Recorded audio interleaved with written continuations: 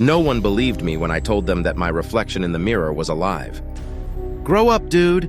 You're not 5 years old. You're 24. That was all they said to me while laughing, as a response to my story. Well, I had to admit it was indeed sounded like a typical fear a 5 years old would have, but I swear to God it was true. I couldn't remember since when my reflection came to life, but I remembered that it wasn't like that when I was a child. It was recently, I was sure, and it wasn't a ghost. Well, your reflection was alive looked like an act of a ghostly thing, but no, mine wasn't a ghost. It felt to me as if it was a creature, an entity who lived behind the mirror, or trapped in there. I couldn't tell why or how. What I could tell was my reflection was constantly trying to grab me, as if it was going to pull me inside the mirror while jumped out. Nope, that wasn't going to happen. Ever. Ever since I realized that my reflection was alive and constantly trying to grab me inside the mirror, I always did my best to keep my distance from reflective surfaces. Like when I brushed my teeth every night, for example.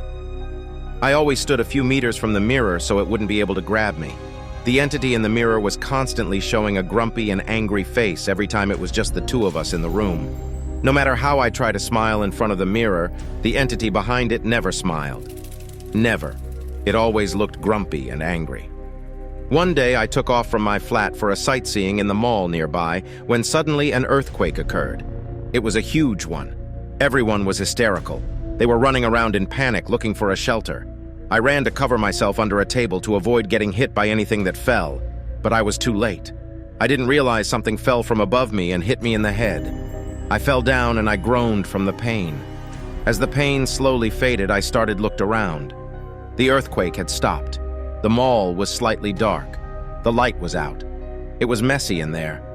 I gasped when I noticed something shiny not far from me.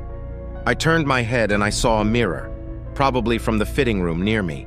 In reflex, I crawled away as far as I could, even though my head and my legs were hurt. Right there and then, I saw my reflection in the mirror. For the first time in forever, I saw the entity behind the mirror smiling at me. A devilish smile. A sense of horror grasped me as I saw the entity waving at me from behind the mirror, as if it was saying goodbye. For good.